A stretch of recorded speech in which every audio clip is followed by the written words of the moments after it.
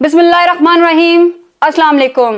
Welcome to learn with MB. उम्मीद है आप सब खैरियत से होंगे। Last 25 days are quite interesting but not in Pakistan. Shockingly 21 जुलाई को यूएस के 46 प्रेसिडेंट जो बाइडन ने प्रेसिडेंशियल रेस से क्विट कर दिया। यूएस प्रेसिडेंशियल रेस काफी ज्यादा इंटरेस्टिंग होती जा रही है। हर गुजरते दिन के साथ ये रीशेप हो रही है। यूएस में 2 पार्टी सिस्टम है, जहां रिपब्लिकन पार्टी के कैंडिडेट को 13 जुलाई को असैसिनेट करने की कोशिश की गई, वहीं डेमोक्रेटिक पार्टी के कैंडिडेट ने डेलिब्रेटली प्रेसिडेंशियल रेस को हैराबाद कह दिया। इलेक्शन से सिर्फ 100 दिन पहले यूं अचानक से 81 ईयर्स ओल्ड जो बाइडन का प्रेसिडेंशियल रेस को छोड़ देना हिस्टोरिक साबित हो सकता है। 1968 से अब तक किसी भी प्रेसिडेंट ने, किसी भी सिटिंग प्रेसिडेंट ने यूं प्रेसिडेंशियल रेस को हैराबाद नहीं किया। अलबत्ता इससे कबल 7 सिटिंग प्रेसिडेंट्स प्रेसिडेंशियल रेस से ड्रॉप आउट कर चुके हैं। आखिर ये सब क्यों हुआ?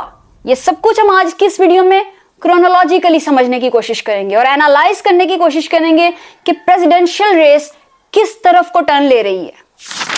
सबसे पहले तो प्रेसिडेंशियल इलेक्शन के पोटेंशियल कैंडिडेट डोनाल्ड ट्रंप की पॉपुलैरिटी को बूस्ट मिला जब उन पर एक फेल्ड असैसिनेशन अटेम्प्ट की गई। इससे कबल यही एक्सपेक्ट किया जा रहा था कि 2020 के इलेक्शंस की तरह यह भी एक लार्जली प्रिडिक्टेबल रीमैच हो सकता है। और जैसे 2022 में जो बाइडन ने इस रेस को जीता था, बिल्कुल एन तवक्को के मुताबिक इस बार भी वो रीइलेक्ट होकर दूसरी बार यूएस के प्रेसिडेंट बनने में कामयाब हो जाएंगे। लेकिन 27 जून को ट्रंप और जो बाइडन के दरमियान अटलांटा में होने वाली डिबेट में जो बाइडन की एक्सट्रीमली पुअर परफॉर्मेंस थी, जिस पे रिपब्लिकन्स तो एक तरफ, डेमोक्रेट्स ने भी जो बाइडन को एक्सट्रीमली क्रिटिसाइज किया।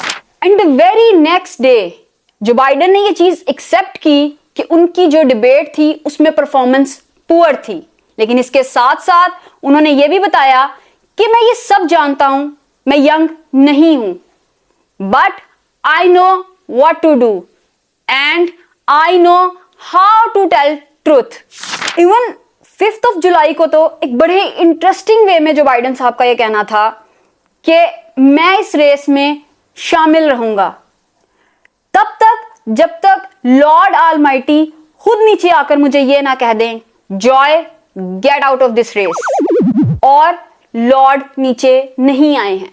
सो इट मींस मैं इस प्रेसिडेंशियल रेस में still as a candidate election लड़ूंगा।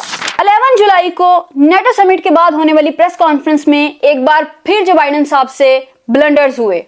उन्होंने वाइस प्रेसिडेंट कैमिला हैरिस को वाइस प्रेसिडेंट ट्रंप कहकर मुखातिब किया, और फिर वो दिन आया जिसने उस वक्त के इलेक्शंस को रीशेप करके रख दिया, और वो था 13 जुलाई को, जब पेंसिल्वेनिया में ट्रंप पर शूट करने की नाकाम कोशिश की गई, जिसने साबिक सदर डोनाल्ड ट्रंप को रिपब्लिकन हीरो के तौर पर पेश कर दिया, और इनकी पॉपुलैरिटी फिर से रीगेन हो गई। 17 जुलाई को जो बाइडन कोविड पॉजिटिव हो गए, और मेंटल हेल्थ के बाद इस कोविड ने रही सही कसर को भी पूरा कर दिया। 18 जुलाई को डोनाल्ड ट्रंप ने रिपब्लिकन नॉमिनेशन को फॉर्मली एक्सेप्ट कर लिया, और इनकी असैसिनेशन अटेम्प्ट के बाद ये फर्स्ट फिजिकल अपीयरेंस थी जिसमें क्लियरली अमेरिका की तरफ से उन्हें बहुत ज्यादा सपोर्ट नजर आई।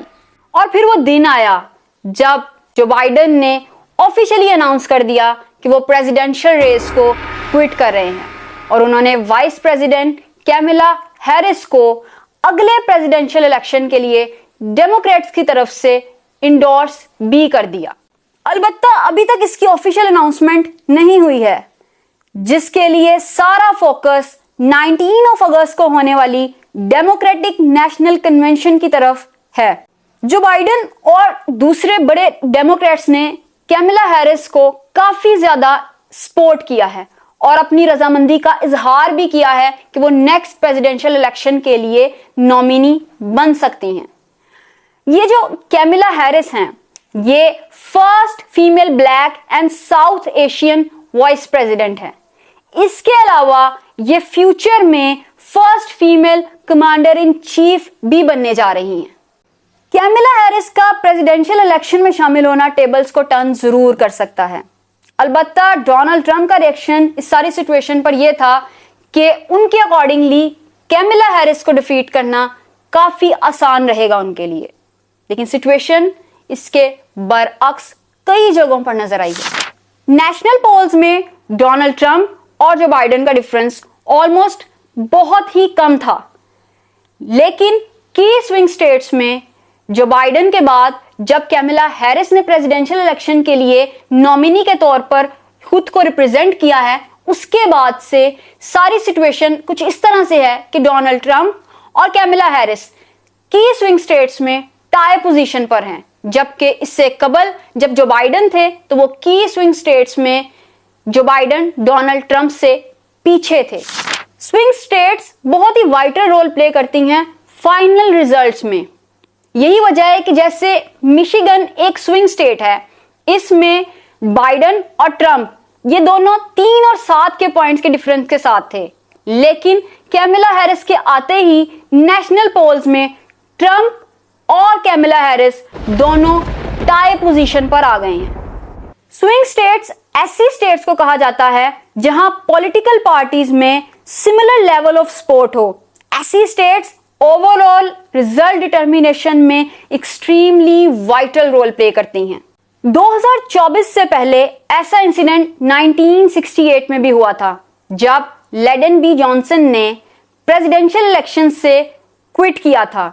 लिंडन जो के 36 प्रेसिडेंट थे, उन्होंने अपनी जगह वाइस प्रेसिडेंट हर्बर्ट हेम्प्रे को नॉमिनेट किया था, लेकिन नवंबर के इलेक्शन में उन्हें बुरी तरह से शिकस्त का सामना करना पड़ा था।